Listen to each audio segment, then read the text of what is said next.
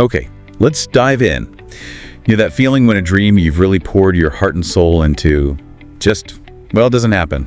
That stinks. Oh, absolutely. It's something pretty much everyone goes through at some point. A really universal kind of ache. Exactly. So today we're going to explore how you navigate that, how you actually rebuild afterwards.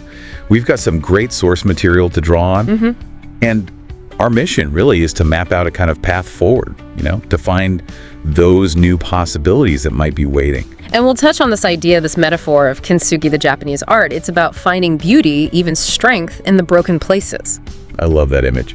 So first things first, our sources really stress the need to actually grieve the broken dream, which sounds obvious maybe. It does, but it's surprisingly hard to do, isn't it? The instinct is often just to, buck up and move on immediately. Right. Ignore the pain, the anger, whatever it is. But acknowledging it is key. That pain, disappointment, maybe even numbness, it's all valid. One really practical idea from the material is writing a letter. A letter to the dream. Yeah, exactly. To the dream that died.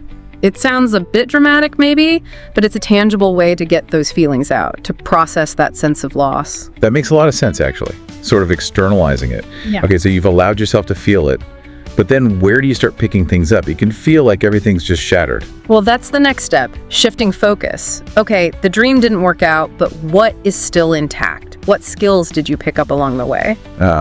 Okay. So not focusing only on the loss. Right. What passions are still burning, even faintly? What core values held true, even through that pursuit?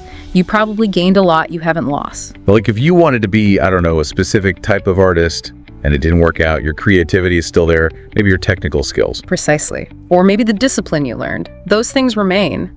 And that leads naturally to reevaluating the core desire. What do you mean by core desire?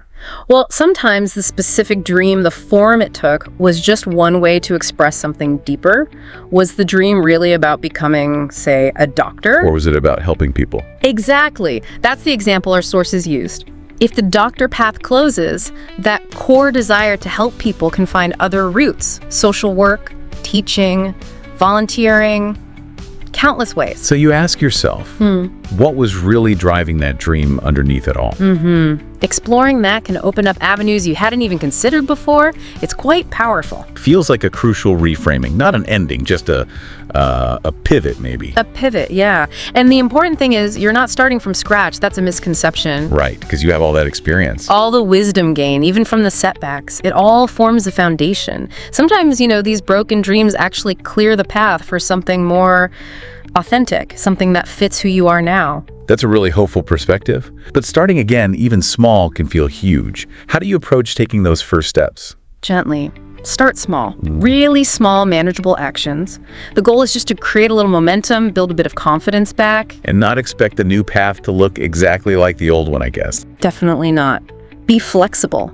This new thing might evolve in ways you can't predict. Being open to those twists and turns is really important. Don't grip it too tightly. There was also this really interesting point in our reading about the creative potential in loss.